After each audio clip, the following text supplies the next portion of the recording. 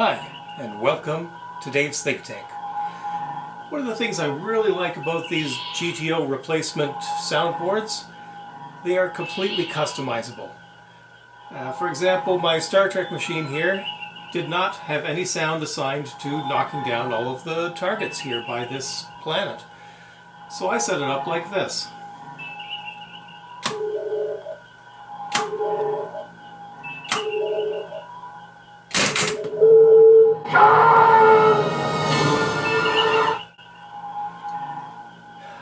Customization is not for everybody, but if you've seen any of my videos, you know I am all about customization. So let's take a look at the Flash Gordon and see what we can do with it today. The GTO Flash Gordon already has a pretty impressive soundtrack, but I found a few places where I was able to make some improvements. For example, it contains a lot of the original sounds from the game.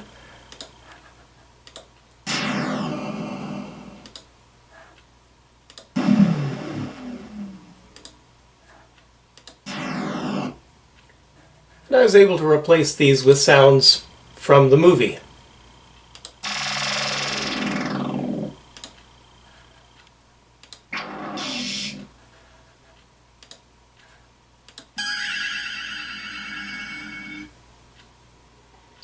Also, the coin drop sound that they have on the card is exactly the same as the original game.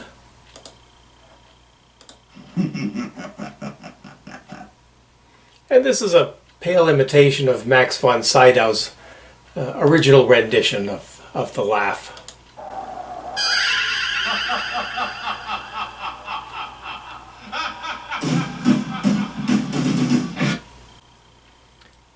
So let's see what we have to do to get the sounds that we want. The first job is to find the sounds we want on the internet. Googling Flash Gordon quotes wave is a good start.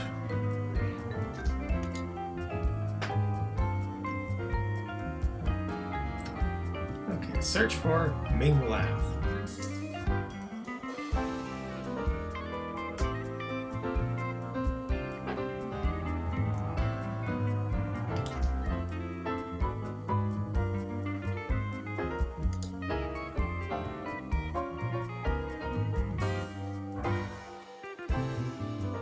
Download as a WAV file.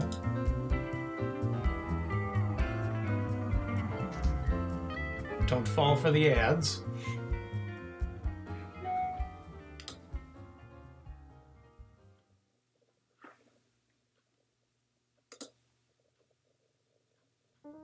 Next, you'll need to load the file into an audio editor. I'm using Audacity, which is free to download from their website and doesn't have ads, so I don't know what their business model is, but it has all the features I need. Just drag and drop. We want to get rid of all this introductory sound here. Most sounds need a little delay to them, so highlight some few tenths of a second. Right-click. Split clip,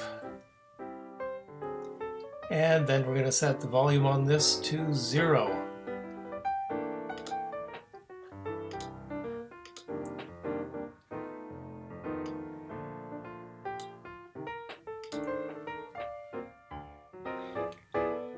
To get rid of the rest of it, outline and delete.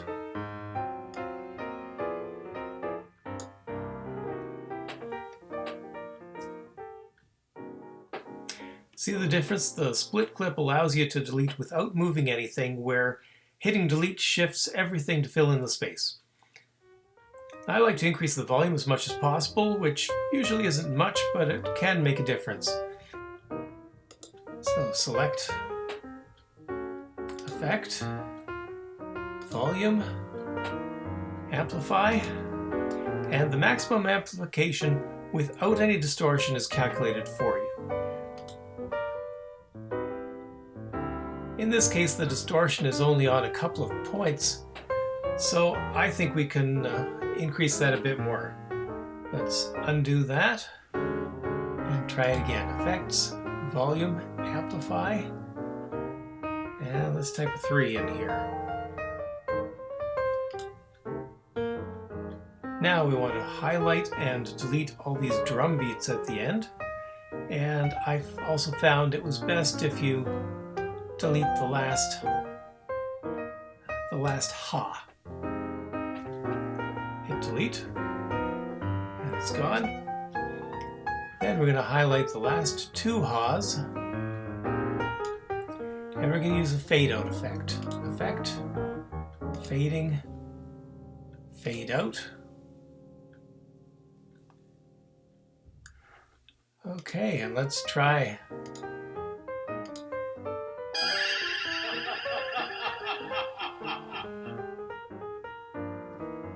Now we've got the sound exactly as we want it, but we still need to put it in a format that the soundboard expects. First off, it wants a stereo track, but with both tracks the same. So, select the track, and we want tracks, mix stereo down to mono. Then we want track, add new, stereo track. And we're going to copy and select down here,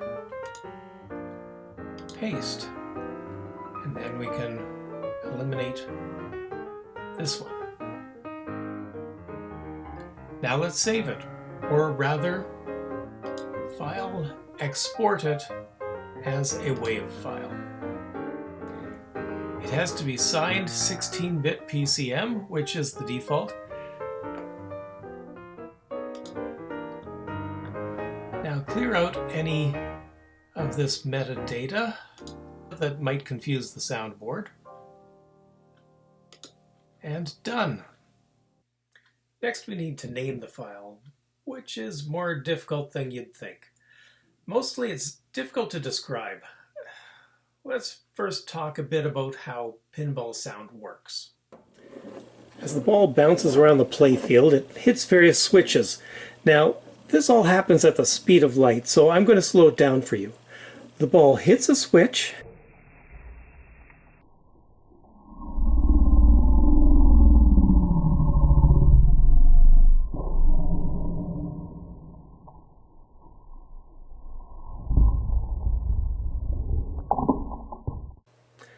the closed switch connects 2 wires, one bringing 5 volts DC from the MPU board, and the other taking that 5 volts back to the MPU board.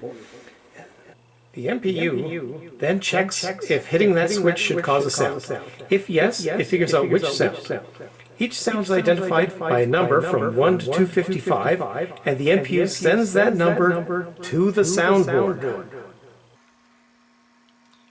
The soundboard then looks up that number and plays that sound.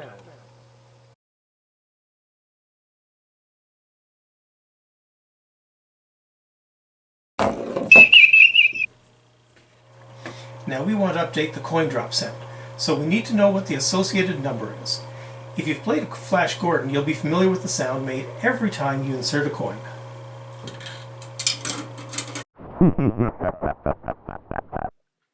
Next we look at the list of sounds in the manual, trying to find this sound. And looking down the list, the one that seems to match is sound number 205. There's actually a more definitive way to determine this using the numbers sound bank, which is even harder to describe, but fairly easy for you to figure out on your own if you need to. Now we can finally do what we've been meaning to do all along, which is to say, renaming that sound file we created. So, go into whatever you normally use to rename files. I use Finder on a Mac. Select the file. And to type in a name that will represent the sound to you and differentiate it from all the other sounds on the pinball. In this case, I'm just going to call it Ming Laugh. Now you have to go to the front of the name and add that number that we worked so hard to find. 4 digits, 0205, followed by the underscore character. But we're still not done. The GTO board allows you to have up to 8 different sound banks. Banks 0 through 4 and 7 are already used, leaving 5 and 6 for your own customization. Although you could overwrite any of the others if you wanted. Sound Bank 4 is the French version. Many people may not need that. Sound Bank 1 is actually a duplicate of Sound Bank 0, the original sounds from the machine, and is set up specifically for customization. So 5, 6, 1, they're all available for you. So the name has to begin with the bank the sound belongs to. Each bank can have up to 256 sound files, so 0 through 255 is bank 0, 256 to 511 is bank 1, 512 to 767 is bank 2, and so on, multiples of 256. We're using bank 5, so we have to do a little math. To get the number we need, we multiply 256 by 5. And we add in our number 205 of the file we're working on, coming up with 1,485. This number is entered at the beginning of the name, 1485, followed by another underscore, and save as the file name. To create your own sound bank, you'll need to copy all files in bank 0, adding the 256 times 5 plus X to the beginning of the name for every single file. Or you can use bank 1 as we discussed. Why is it this complicated? I have no idea.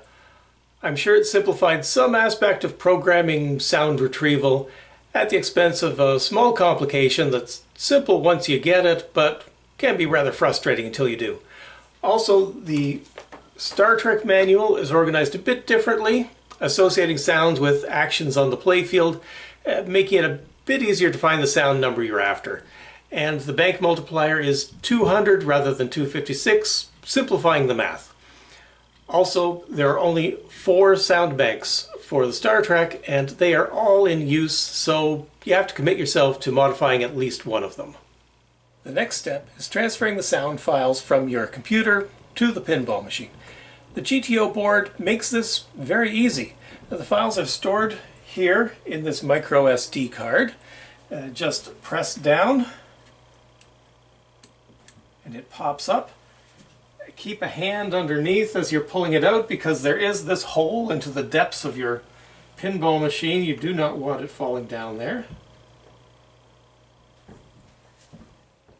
Now, you're going to need one of these. This is a micro SD card reader. They're available from Amazon for around $10. I think I bought this one from Wish for around $3 if you can wait a few weeks. Fit the card into the reader, press down, and attach to your computer through any spare USB port. Okay, so now we have the micro SD installed and showing as a drive on the computer. The very first thing you need to do, if you haven't already, is copy every file from the card to your computer into a directory that you will never change. You never know what might happen in the future. The card may go bad and lose all its files, and you're going to want to be able to recover all that information. You can see I've done this and created a file called, or a directory called Original Card Files Do Not Change. I've also got a directory called My Sounds Raw Flash Gordon. In here I save any files I've found on the internet in their original form. And some of them I've worked on a little. Next is New Updates Flash Gordon. Here I store all the files I'm currently working on until I'm ready to copy them to the pinball. You can see I've got a file to introduce the 15-second timer with Dr. Zarkov saying, very roughly 14 seconds. I've got Voltan saying, "This way, Flash, come on!" You're likely familiar with the open fire all weapons sound. It's been forced to be very loud for the effect, I'm sure, at the expense of a lot of detail in the high and low frequencies, and the sound resulting is very harsh. So I've gone back to the original and plan to use a slightly softer version. I've increased the volume on a couple of the sound effects I added. Zap too loud, zap loud. I wanted to try out a version of the Flash Queen song with all the vocals removed except for the words Flash. So, updating the microSD is exactly the same as copying files between any two directories. First, I'm going to remove the existing files. The numbering system makes that easy. So starting with 1484, 1487, 1493, 1494, 1506, 1509, 1518, and 1529. And I'm first going to just copy them down into downloads, just in case, and then delete.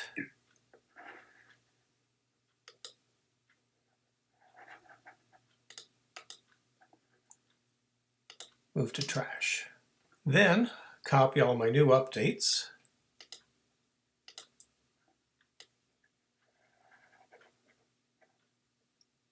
To the card. And it's done. I also try to keep an updated version of my Bank 5 here. You can see this is where I copied Bank 0 and made all the changes to the numbering system. I'll also remove the same numbers from here, and I will copy them from new updates to here. And when I'm ready, I move everything from new updates to old updates, so I have copies of everything I've tried in the future. Now we can replace the card in the soundboard.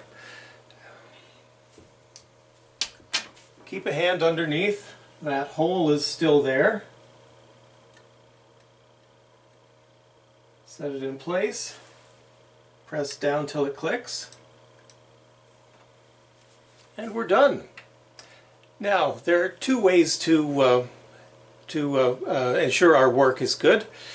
One is to meticulously press every switch and ensure that every sound is exactly what we expect. Or we could just play a game.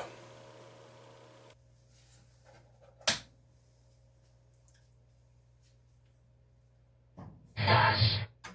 This way, Flash, come on!